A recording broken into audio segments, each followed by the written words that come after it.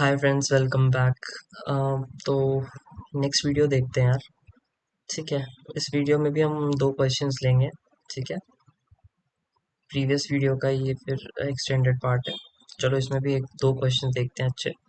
ठीक है। तो चलो पहला सवाल ये है इसमें कि मेरे पी और क्यू जो है वो इंटीजर्स हैं जिनकी ये चार वैल्यूज हो सकती है। पी की भी ये चार वैल्यूज पॉसिबल है, क्यू की भी ये चार वैल्यूज पॉसिबल है। तो हमें बताना है कि यार find the number of equations of the form P X square plus Q X plus one equal to zero having real roots. मतलब उसने पूछा है कि इसके जो रूट्स हैं वो रियल हो तो कितनी पॉसिबल इक्वेशन बन सकती हैं अगर मेरे पी और क्यू जो हैं वो ये हैं, इनमें से ही कोई वैल्यूज़ हैं उनकी।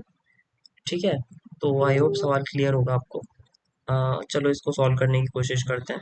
देखो यार, हम चाहते हैं कि रियल रूट्स हों। रियल रूट्स की कंडीशन क्या होती है यार? देखो, रियल रूट्स की कंडीशन होती है या तो ऐसे बने या ऐसे बने। ठीक है। अब हमने क्वाड्रेटिक इक्वेशन पढ़ा है। तो इन दोनों केसेस में क्या कॉमन होता है? इसमें होता है डिस्क्रिमिनेंट जो होता है वो greater than equal to zero. Not equal to but strictly greater than zero, या you can say greater than equal to zero. Okay. ठीक है। मतलब ग्रेटर देन इक्वल टू होता है तो रियल रूट होंगे। ठीक है। डिस्टिंक्ट नहीं बोला ना इसने, तो रियल रूट तो greater than equal to zero में भी होंगे। अगर वो बोलता है डिस्टिंक्ट रियल रूट्स तो फिर स्ट्रिक्टली ग्रेटर देन जीरो होता। ठीक है। तो देखो यार, इसकी सिचुएशन है D greater than equal to zero. Okay. तो देखो, डी क्या होता है? B square minus four A C greater than equal to zero.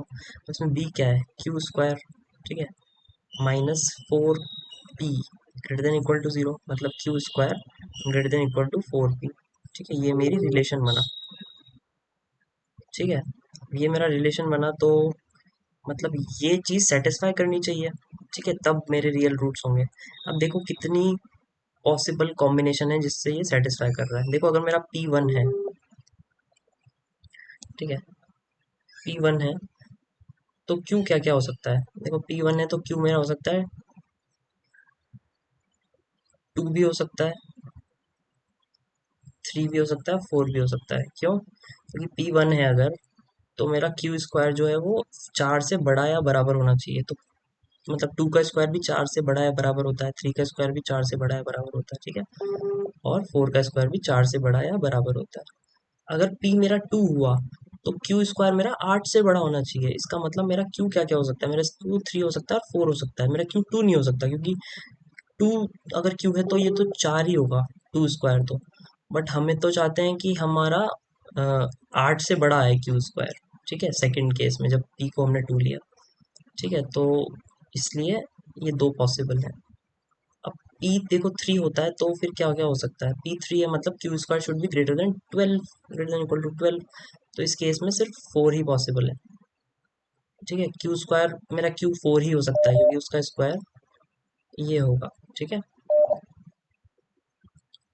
Okay. और अगर मेरा पी फोर है तो मतलब तो भी ये फोर हो सकता है, सिक्सटीन, जो ये इक्वल टू वाला केस होगा। ठीक है। तो देखो यार, ये कंडीशंस आ गई तो देखो कितने पॉसिबल वो हुए। तीन केस ये बने, दो ये बने, एक ये बना और एक ये बना, तो टोटल सेवन केसेस हो गए। तो मतलब सात डिफरेंट मेरी इक्वेशंस बनेंगी जिसके लिए ये सेटिस्फाई करेगा। ठीक है। आई होप समझ में आया होगा ये प्रॉब्लम भी। अच्छा सवाल था ये। ठीक है।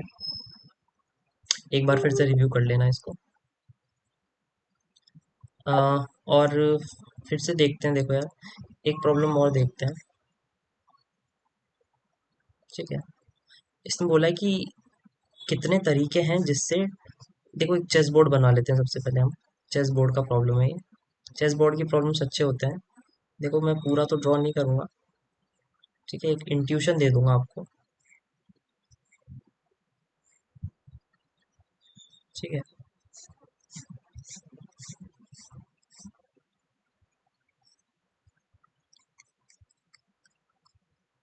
सो सॉरी, मेरी ड्राइंग ना बहुत गंदी है। तो ठीक है, जो भी है मतलब मैं बस इंट्यूशन देने का ट्राई करूंगा। इसने क्या बोला है देखो, find the number of ways in which two small squares can be selected on the normal chessboard. मतलब दो स्मॉल स्क्वायर मुझे सेलेक्ट करने हैं कोई भी, कैसे सेलेक्ट करने हैं, देखो, if they are not in the same row और सेम कॉलम, मतलब अगर मैंने दो सेलेक्ट करने हैं, तो मान लो अगर मैंने एक ये सेलेक्ट करा, तो अब दूसरा मैं ये इन दोनों में से कोई सेलेक्ट नहीं कर सकता, बाकी इनमें से ही मैं करूंगा, ठीक है।